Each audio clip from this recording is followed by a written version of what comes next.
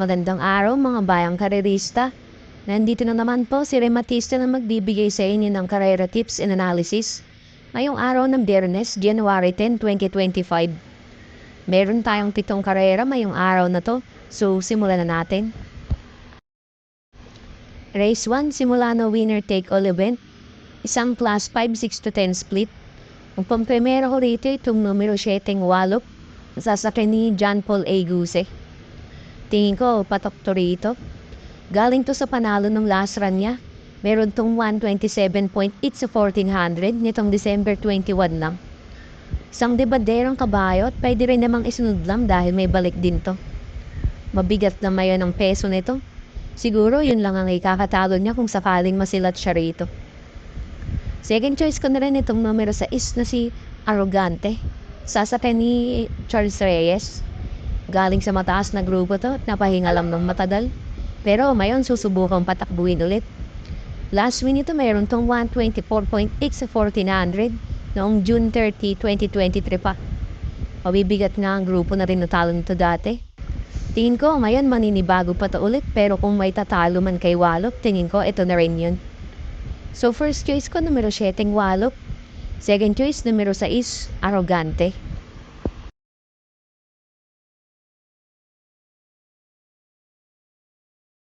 Lipat naman tayo rito sa race 2. Simula ng pick 6 event. Isang class 5, 5 non-placers. Pamprimera ko rito itong numero 2 na si One for the Road. Nasasakyan ni Apprentice Jackie G.L. Shego Jr. Ito laging banderang kapos to. Baka dito na to makaraos. Last run ito meron tong 132.4 sa 1400 nitong December 21 lang. Isang debanderang kabayo at matuling nga tong kabayo na to.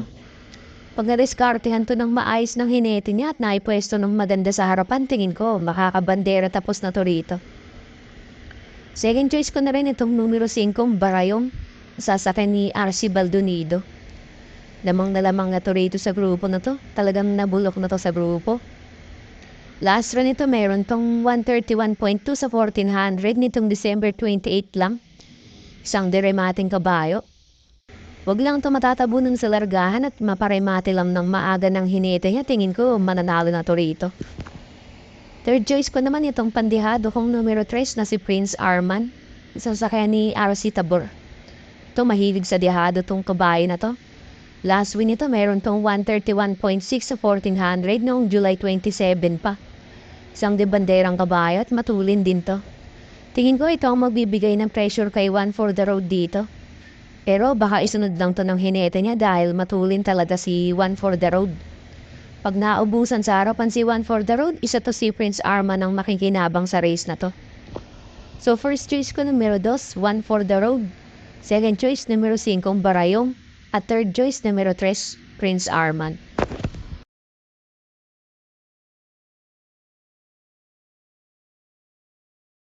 Dito naman tayo sa race 3. Simula ng pick 5 event. Isang class 5, 11 to 15 split. Ang pamprimera ko rito itong numero 8 Petron. Sasakyan ni JT Pabilik. Laging nabibitin lang to nakaraan. Baka dito makaraos na to. Last run nito meron tong 128.8 sa 1400 nitong December 29 lang. Isang diremating kabayo. Maganda pa yung posisyon niya ngayon kaya hindi matatabunan sa largahan at makakapwesto agad to ng maayos. Change jockey ngayon to. Susubukang sakyan ni Jackie Allison Pabilik. Second choice ko na rin itong numero 7 Upscale Bell. Nasasakyan ni CB Garganta. Tingin ko ito ang lamang dito sa race na to dahil sanay na to sa malalakas na grupo. Last one nito mayroon tong 130.2 sa 1400 nitong January 4 lang.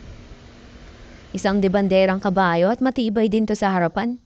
At kapag walang nagbigay ng pressure sa kabayo na to, tingin ko makakaraos na to rito dahil pabursaan niya yung distansya dahil maiksi lang. So first choice ko numero 8 Petron. Second choice numero 7 Upscale Bell.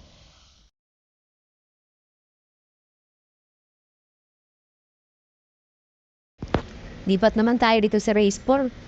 Simula ng pick 4 event. Isang class 5, 6 to 10 split.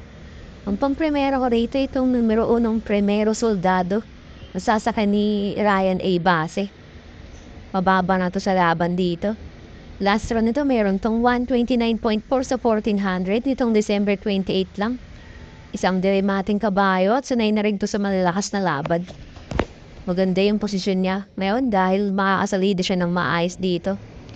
Madiskarte halam ng hiniti niya to ng maayos, tingin ko patok na to rito.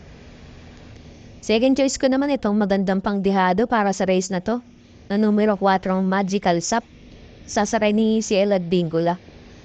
Last round nito mayroon tong 116 flat sa 1200 nitong December 20 lang. Isang debanderang kabayo pero pwede rin namang isunod lang dahil may balik din tong kabayo na to. Tingin ko dihadong-dihado to rito. Baka makabulaga tong kabayo na to. Second choice ko, third choice ko pala itong numero 2 na si Baling Rikit. Sasaray ni JC Guerra. Palaban tong kabayo na to at laging natitimbang kada laban niya. Last round nito mayroon tong 115 flat sa 1200 nitong December 31 lang.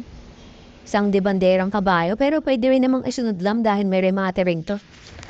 Medyo madedehado pa to rito, tingin ko. Madiskartehan lang to ng maayos ng hinete niya, malaki rin chance nitong manalo. So first choice ko numero 1 Primero Soldado, second choice numero 4 Magical Sap, at third choice numero 2 Baling Rikit.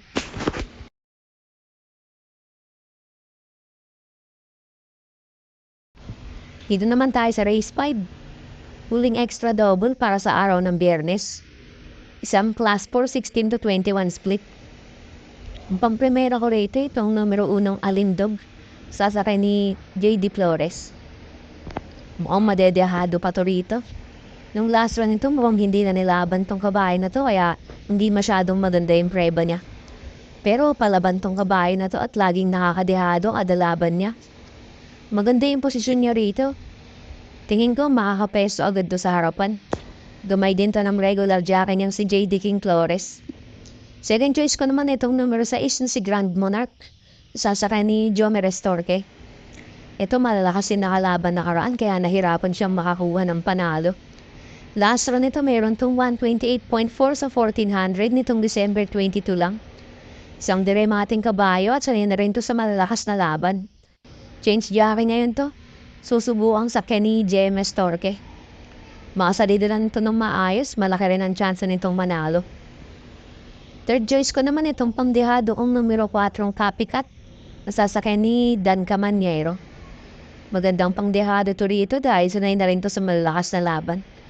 Last run nito mukhang di naman napinier sa tong kabayo na to.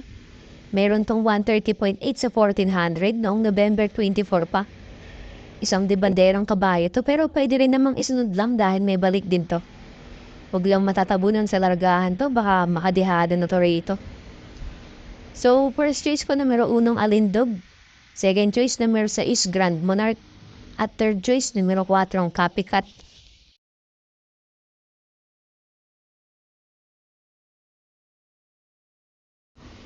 Lipat naman tayo dito sa race 6. Huling daily double para sa araw ng Biyernes. Isang class 5 split placers.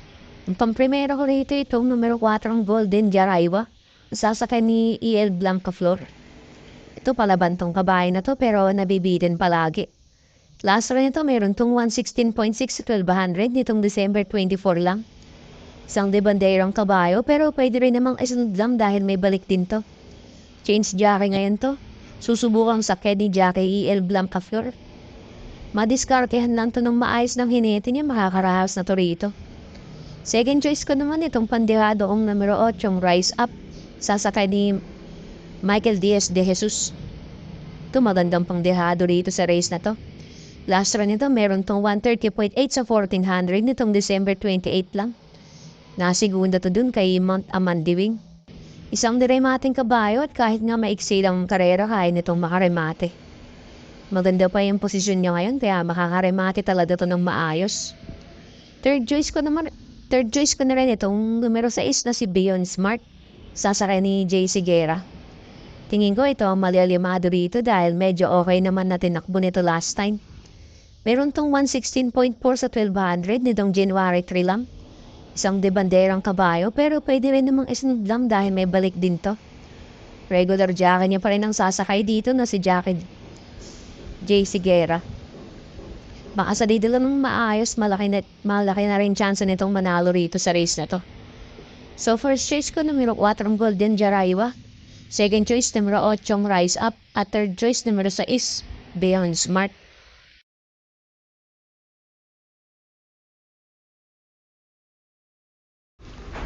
Dito na tayo sa race 7. Huling race para sa araw ng Biyernes. At parating na ng winner take all. Isang class 4, 22 to 27. Ito, anybody's race tong huling race na to dahil lahat magagaling na kabayo. Pero ang first choice ko rito itong numero 2 na si Cluster. Sasakay ni JQ Cabarius Jr. Nagbarrier-run to nitong December 27 lang. Meron tong 114.2 sa 1200 at siya nga ang nanalo sa barrier niya na yun. Isang debanderang kabayo at matibay din to sa harapan. Dating sumasali to ng stakes race kaya sanay na to sa malalakas na laban. Tingin ko pag nauna to rito, patok na to. Second choice ko naman itong numero 5, Anyo na 26, sasakay ni Elvin Abrea. Ang ganda ng tinakbo nito nakaraan. Nanalo to last time. Mayroon tong 126.4 sa 1400. Itong December 22 lang. Isang diremating kabayo pero pwede rin namang isunod din agad sa likuran ng bandera. Problem to malatabunan sa largahan, baka manalo ulit to rito. Pag naipwesto agad ng maayos to. Third choice ko naman itong pandehado kong numero 7 Bravo. Sasakay ni JD King Flores. Ito, laging natitimbang to kada laban niya. Last round nito, meron tong 126.6 sa 1400 nitong December 29 lang. Isang debanderang kabayo pero pwede rin namang isunod lang dahil nakakaremate rin to. Sanay na rin to sa mabibigat na laban kaya tingin ko malaking chance nitong manalo. Madiskartehan lang to ng maayos ng hinete niyang si Jackie J. D. King Flores. Makakakuha na to ng panalo rito. So first choice ko numero 2, Cluster. Second choice numero 5, Anyo na 26. At third choice, numero 7, Bravo.